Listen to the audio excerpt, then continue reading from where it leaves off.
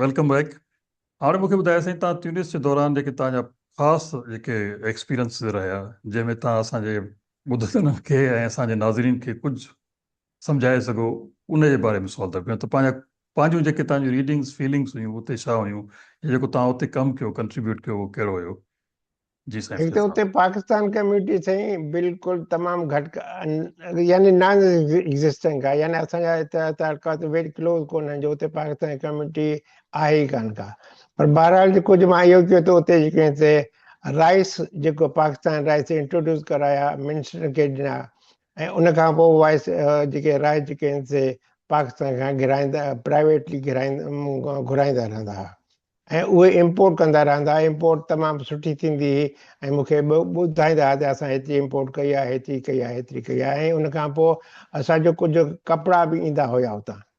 इहा हिकु ॻाल्हि आहे। ॿी ॻाल्हि इहा आहे त मां उते हिकिड़ो जेको शहाबज़ती भिटाई जो रिसालो जेको आहे सो मूंखे मिलियो हुयो ट्यूनिस में, उन जी ट्रांसलेशन कराई हुई अरेबिक में, जेका अरेबिक में ट्रांसलेशन सिंध गवर्नमेंट कराई हुई सके चवां, डिपार्टमेंट ऑफ कल्चर। उहो ई किताब जॾहिं मां 100-150 खणी वियो त उहे I gave it to the prime minister, president, ऐं जेके बि उते मिनिस्टर हुआ उन्हनि खे ॾींदो हुउसि, ऐं साॻे वक़्तु जेके डिप्लोमेट आहे उन्हनि खे बि मां ॾिना उहे किताब। दे अप्रिशिएटेड कि जी I did a good job and they appreciate the language of great lead poet शहाबज़ती भिटाई। उन खां पोइ जेको आहे सो मां सॼो जेको उते ट्रांसलेशन फ्रेंच में भिटाई जो रिसालो करायो आहे, जो still waiting to be published by the government of Sindh and the department. So basically I tried to bring two countries together, ऐं जेको मां करे सघियो। बाक़ी हाणे तव्हां जेको क्वेश्चन आहे त गो अहेड। तव्हांजी ॿी जेका असल में उहा तव्हांजी पहिरीं पोस्टिंग हुई अज़रबैजान में, त अज़रबैजान जे बारे में तव्हां खां असां पुछंदासीं। हाणे अज़रबैजान जेका ख़बर असां ताईं ख़बर आहे त इहे पहिरियों सोवियत यूनियन जो या USSR जो हिसो रहिया, ऐं 90s में जेको आहे सो आज़ादु थिया।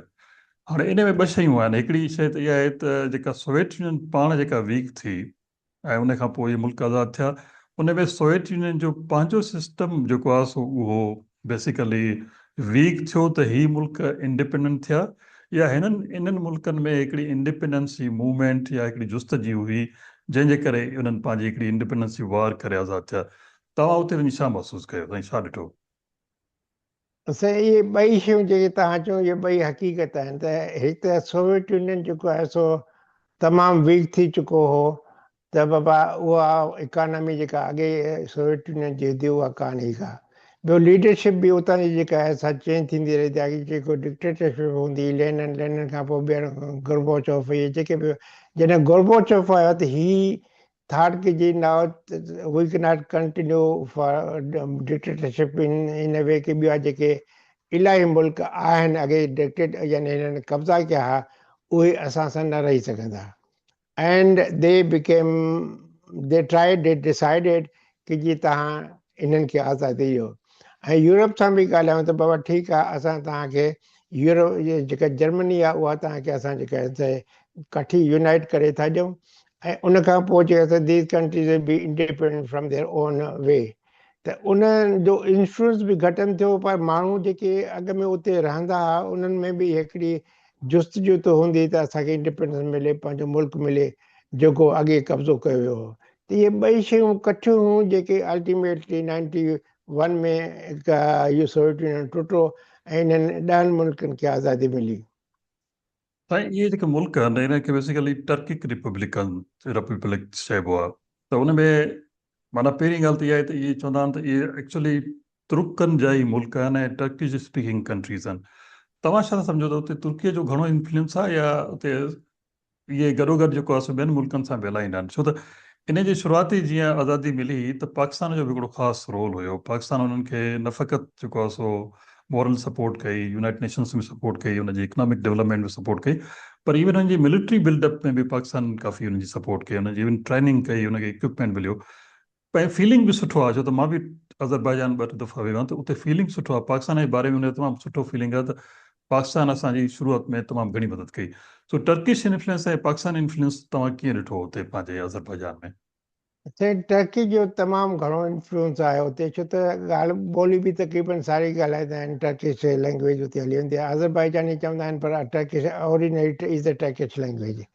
पर ईअं न आहे त जेके आज़ादु मुल्क थिया उहे सभई जेके टर्किश स्पीकिंग आहिनि। मिसाल तौरु जॉर्जिया आहे is not a Turkish influence country over there, हालांकि इट्स वेरी क्लोज बाय। या ॿिया बि आहिनि, कज़ाकिस्तान आहे, it has no connection with Turkey. ॿिया जेके आहिनि बहरहाल कुझु कंट्रीज जेके आहिनि से पंहिंजा इंडिपेंडेंसी उन्हनि रखी आहे, त पंहिंजी उनजी ॿोली बि पंहिंजी आहे, पंहिंजो रिच कंट्रीज़ आहिनि, हिन में कोई शक कोन्हे को। त टर्की जो इन्फ्लुएंस आज़रबाईजान में तमामु घणो आहे, हिन में कोई शक, सॼी ॻाल्हि आहे।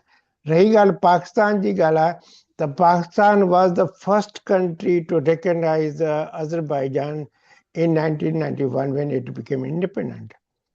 ऐं Turkey was second country, but लेकिन छो त टर्की सां हुननि जा तालुका सुठा, पोइ Turkey became was considered as the first country to recognize Azerbaijan as a independent country and Pakistan was second country.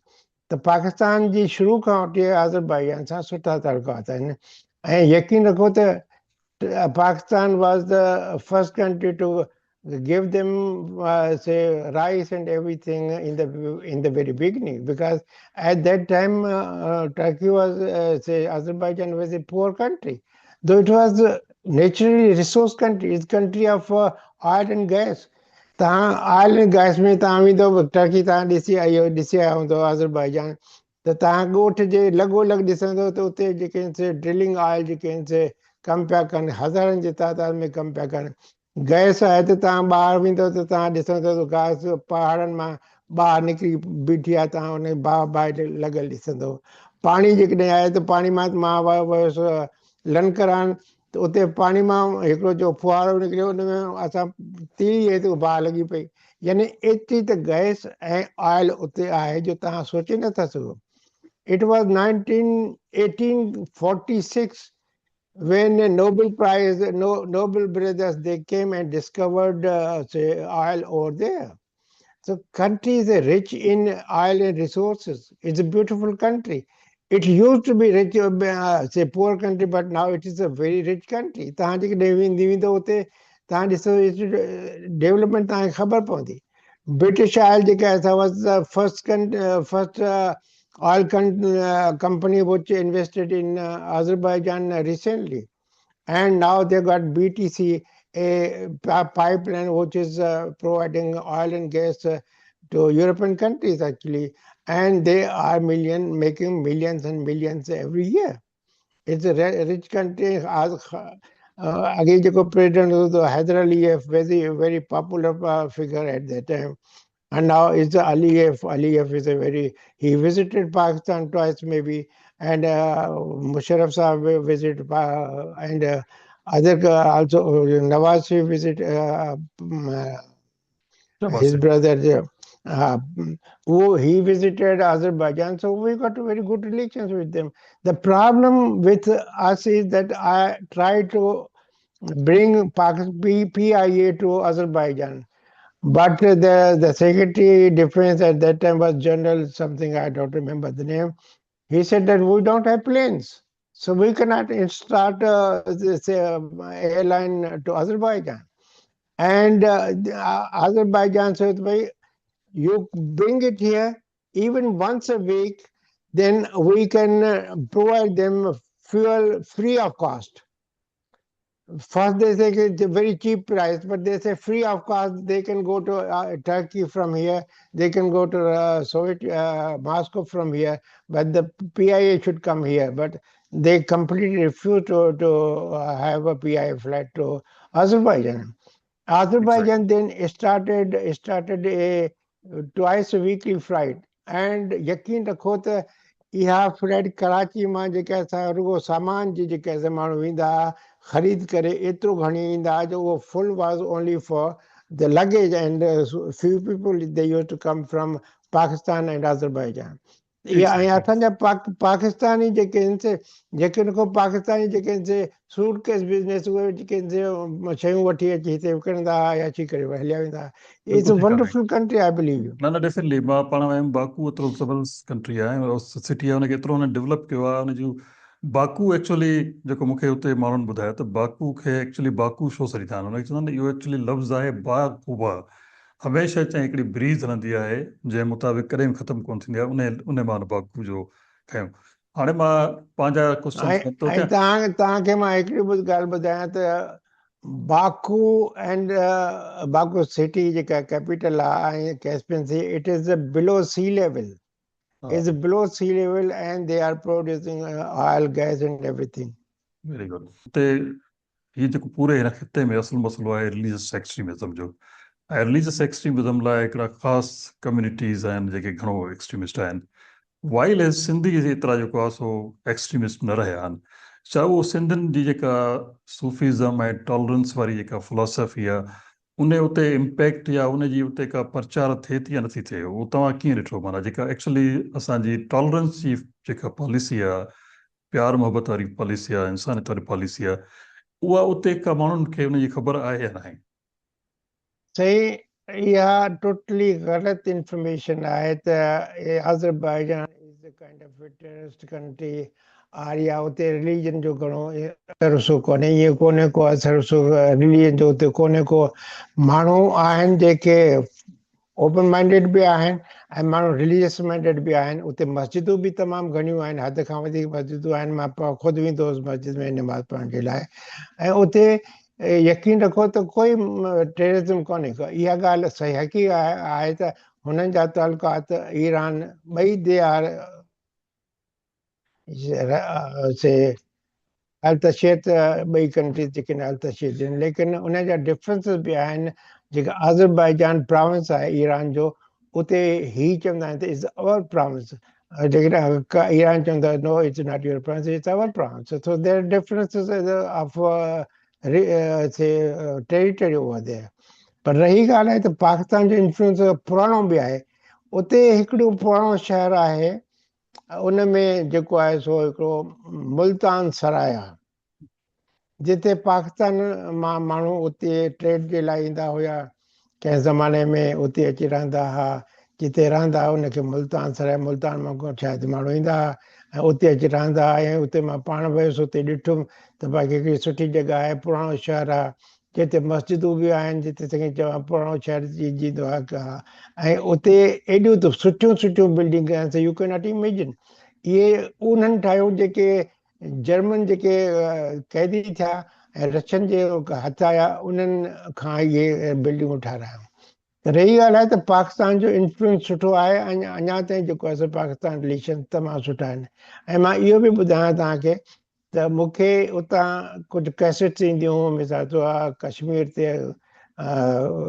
Srinagar खां हेॾां होॾां उहे मां टीवी ते पाकिस्तान डे ते ऐं असांखे चवां 14 अगस्त जेको आहे सो मां उते टीवी ते हलाईंदो हुउसि जेके माण्हू ॾिसंदा हुआ हालांकि उनजी क्वालिटी सुठी एतिरी कान्हे पर उहे हलंदा हुआ की we have got so much relations with them यकीन रखो त फॉरेन मिनिस्टर उनजो मुंहिंजे घर में ऐं मुंहिंजी फैमिली सां उन पाण पंहिंजी फैमिली सां पाण आयो ऐं 2 दफ़ा मूं वटि उते अची मानी खयमि मूं वटि घर में त it was a great honour very for me good त we had very good relations with them very good Sain very ईंदुमि ॿिए मुल्क में अज़रबैजान जे बारे में साईं खां सुठी मालूमात मिली साईं हाणे तव्हांजी जेका आख़िरी डिप्लोमेटिक असाइनमेंट हुई उहा ही नॉर्वे में नॉर्वे असां सभिनी लाइ हिकु नओं मुल्क आहे सिर्फ़ु नॉर्वे जी असांखे एतिरी ख़बर आहे त it was one of the cleanest country जंहिं में ट्रांसपेरेंसी इंटरनेशनल जी रिपोर्ट ईंदी आहे त इहो ईंदो आहे त नॉर्वे इज़ नंबर 1 इवन असांजे कॉर्पोरेट वर्ल्ड में नॉर्वे खे एग्ज़ाम्पल ॾींदा आहिनि त जेके नॉर्वे जा जेके सोशल पॉलिटिकल इकनॉमिक जेके स्टैंडर्ड्स आहिनि उहे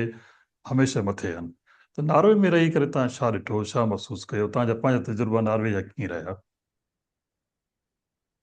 Norway is a beautiful country believe me लेकिन नॉर्वे में किंगडम भी आहे किंग हूंदो आहे हुनजो इज़ सेरेमोनियल प्राइम मिनिस्टर आहे ही इज़ अ पावरफुल यानी he is a elected person ऐं हुनजी कैबिनेट बि हूंदी आहे लेकिन उहा दे आर इलेक्टेड पीपल हुनजो किंगडम जेको किंग सां मुंहिंजी मुलाक़ात बि थी उते ऐं उहो सभु मूंखे मानी ते बि सॼो हुई असां 3-4 एम्बेसडर वियासीं I was the senior in the dinner table over there The Norway independent country is a country of the most peaceful country in the world, most civilized country in the world.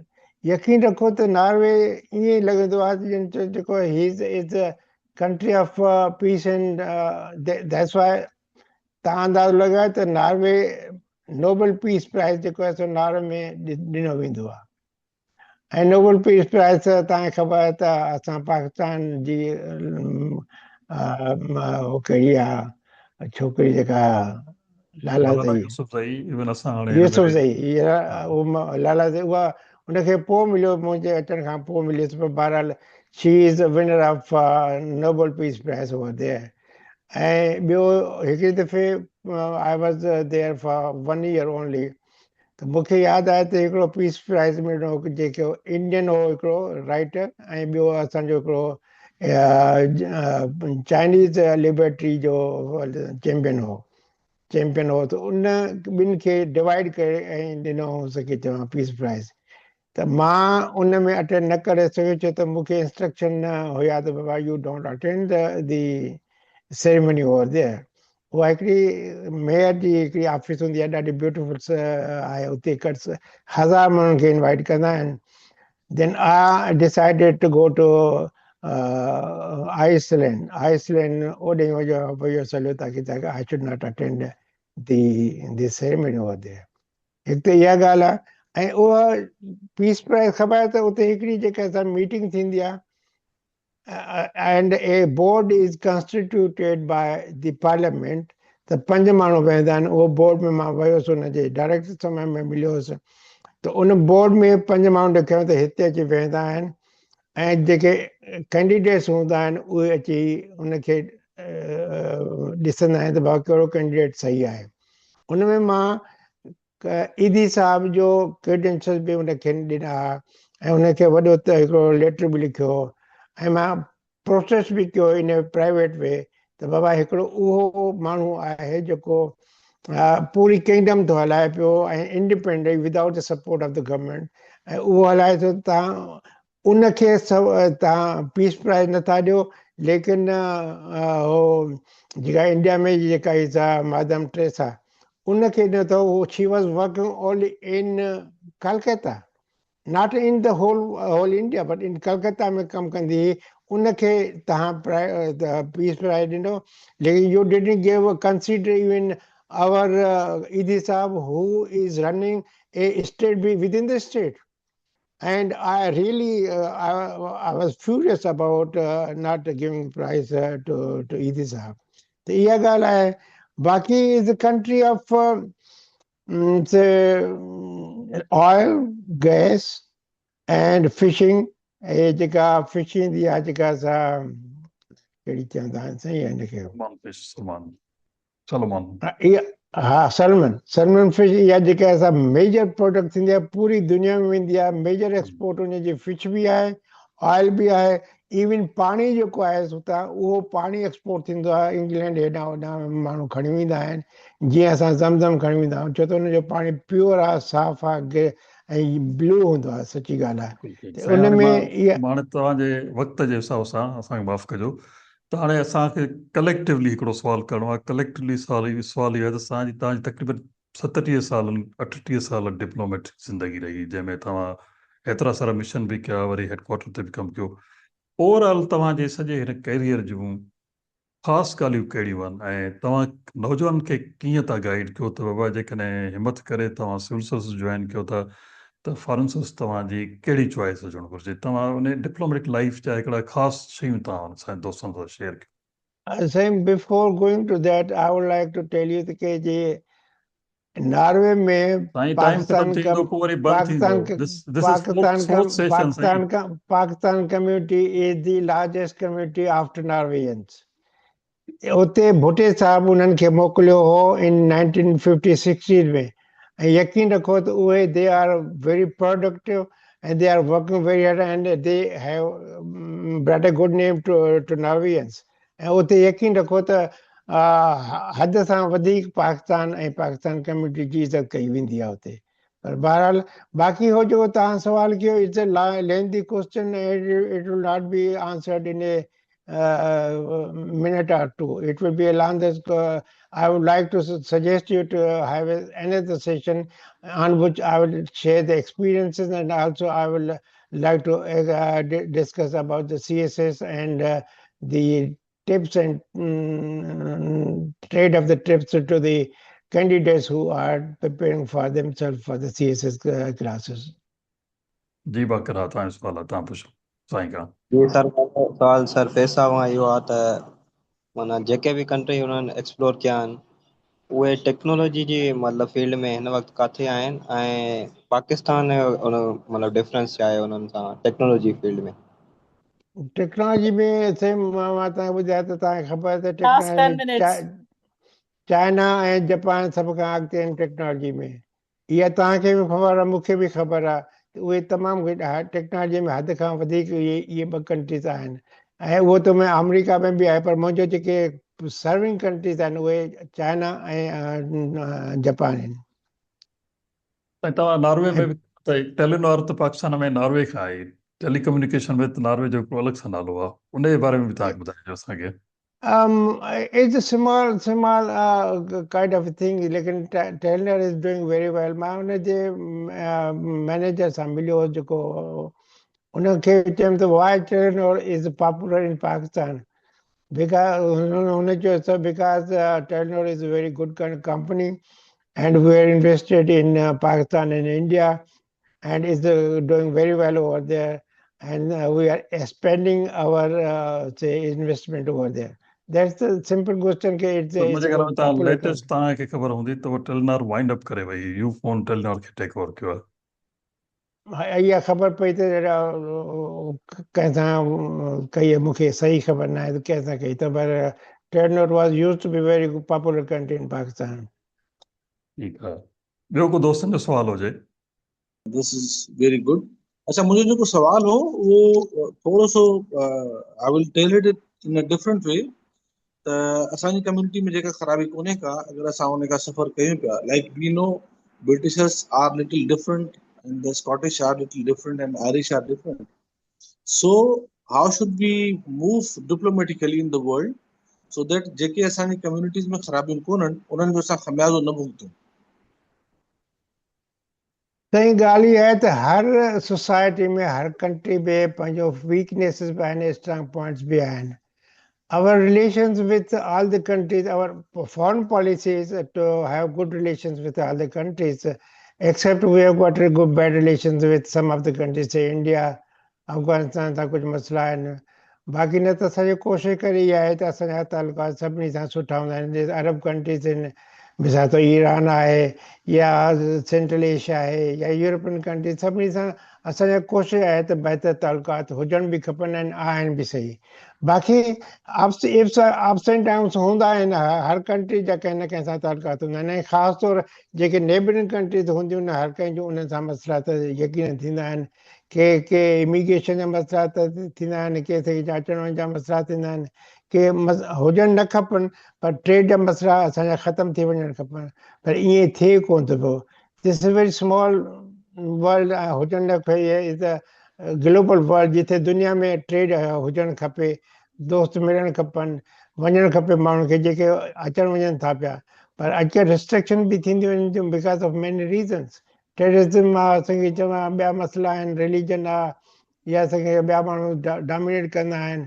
ॾिसो त वार इन जे करे कनि था पिया त भई जेको आहे so they get some benefit out of it, oil हुजे या ॿियो शयूं हुजनि, हेॾा हुजनि, त इहे डोमिनेट करण लाइ हर शइ माण्हू फोर्सिस हलाईंदा आहिनि। अॻे यूके हूंदो जेको असांखे कंट्रोल बि कयो, कॉलोनाइज़ बि कयईं, फ्रांस बि हूंदो, ॿिया बि कंदा। हाणे उहा कॉलोनाइज़ ख़तमु थी विया, लेकिन different kind of way they are colonising the developing countries. साईं हाणे अच्छा, असां मुंहिंजो सवाल साईं डिफरेंट हो। जीअं असां वटि आगा खानी कम्युनिटी आहे, द वर्ल्ड सीज़ आगा खानी community different from rest of the Pakistanis. मुंहिंजो कंसर्न आहे सिंधी कम्युनिटी जे बारे में, स्पेशली जेके इंडिजिनस सिंधीज़ आहिनि, चाहे हिंदू हुजनि चाहे मुस्लमान हुजनि, उन्हनि में कहिड़े क़िस्म जो उहो एटीट्यूड न आहे जेको कंहिं बि सिविलाइज़्ड या वेस्टर्न सोसाइटी में अनएक्सेप्टेबल हुजे, जेको हाणे द सोसाइटी जेका वर्ल्ड इज़ टर्निंग टुवर्ड्स जहिड़े हिसाब सां त उन में असांखे फेवरेबल एनवायरमेंट मिली सघे थो। प्लेसिस लाइक नेदरलैंड जी हाणे मूव थिए पियो, जीअं स्विट्जरलैंड थिए पियो, आइसलैंड तव्हां मेंशन कयो। अहिड़ियुनि जॻहियुनि ते I think if we can have some kind of cultural centres or orientation in a very smaller manner, त जीअं असांजा हुते नौजवान वञी सघनि। ऐं personally this subject is very close to my heart because I have seen it.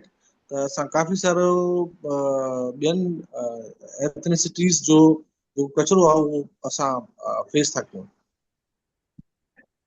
हाँ, बिल्कुल सही ॻाल्हि साईं। इज़ अ वेरी इम्पोर्टेंट ऐं पर्टिनेंट क्वेश्चन। सची ॻाल्हि आहे त हर मुल्क में जेके इंडिजियस माण्हू आहिनि उहे उथिया आहिनि त बाबा ॿाहिरियां माण्हू अची उन्हनि ते जेको सो उन जे रिसोर्स ते कब्ज़ो था कनि, जॉब्स ते कब्ज़ो था कनि। इहा शइ जिथे किथे आहे, पाकिस्तान में बि पाकिस्तान में कुझु वधीक आहे, छो त असांजा रिसोर्स ते कंहिं ॿियनि माण्हुनि अची कब्ज़ो कयो आहे ऐं थींदो रहे थो पियो। त ईअं न हुजणु खपे। इहे मिसाल त अमेरिका में बि जेके रेड इंडियंस आहिनि उहे हिननि सां विढ़ंदा रहंदा आहिनि त भई असांजे जेके असली असां माण्हू आहियूं ऐं तव्हां अची कब्ज़ो कयो आहे। साॻी शइ हिते असां कैनेडा में बि आहे, ईअं साॻी शइ इंडोनेशिया में बि आहे, यानी ॿियनि मुल्कनि में बि आहे। तव्हां ॾिसो अरब कंट्रीज़ में उहे अर्बनाइज़ थियनि था भई जेको आहे so Arab should be given priority over others. हालांकि उते अरब तमामु घटि आहिनि, पर जेके आहिनि से they get priority over the foreigners. इहा फितरी ॻाल्हि आहे, न हुजणु खपे। पर उन जे लाइ मां तव्हांखे ॿुधायां त असांजी हिकिड़ी एसोसिएशन आहे SANA, SANA, Sindh association North America. उहा is very popular, they are working very वेल।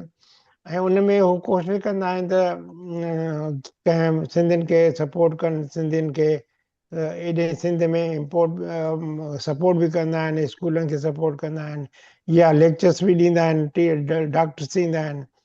त उहो कमु कनि था पिया। ऐं मां बि हिकिड़े दफ़े उन्हनि खे इहो प्रोपोज़ कयो त बाबा तव्हां कोशिशि कयो त पाकिस्तानी जेके सिंधी जेके हुतां अचनि हिते, त उन्हनि खे मिसाल तो हॉस्टल जी फैसिलिटी हुजणु खपे, रहनि त उनखे सब्सिडाइज जेको सो घर हुजणु खपे या रेंट हुजणु खपे। उनखे जॉब जी जेका फैसिलिटीज़ हुजणु खपे त तव्हां उनखे सपोर्ट कयो जॉब जी। या मिसाल तो अचनि था त उनखे तव्हां इनकरेज कयो त कहिड़ियूं कहिड़ियूं यूनिवर्सिटीज़ आहिनि जिथे हू अची पढ़नि या अचनि, जेके सस्तियूं आहिनि, जेके भलियूं आहिनि। त इहे शयूं मां उनखे प्रोपोज़ कयो। हाणे जेको प्रेसिडेंट आहे मिस्टर हाले पोटो, उनखे कयो त हाणे हिकु कन्वेंशन शायदि हिन महीने जे टोरंटो में आहे। थी सघे थो उते इहे डिस्कस कंदा बि हुजनि, कंदा हूंदा, यकीन कंदा हूंदा। त थी सघे थो इहे बि कनि, मूंखे वधीक ख़बर न आहे। पर रही ॻाल्हि आहे त इहे तव्हांजो question is very pertinent, very important and to the point.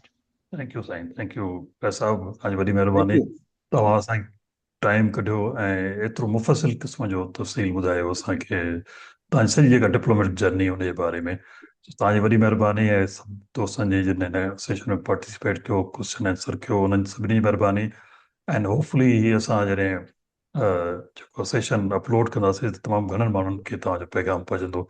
ऐं तव्हां सभिनी जी महिरबानी। ऐं इनशाला वरी अॻिते हिकिड़ो अलॻि सां सेशन कंदासीं जंहिंमें तव्हांजा जेके ॿिया एक्सपीरियंसिस रहिया ऐं जेको तव्हां हुते लर्न कयो हिन सॼे डिप्लोमेटिक जर्नी में, उन जे बारे में तव्हांखे असां एंगेज कंदासीं। तव्हां सभिनी दोस्तनि जी वॾी महिरबानी। सी यू नेक्स्ट वीक इंशाल्लाह।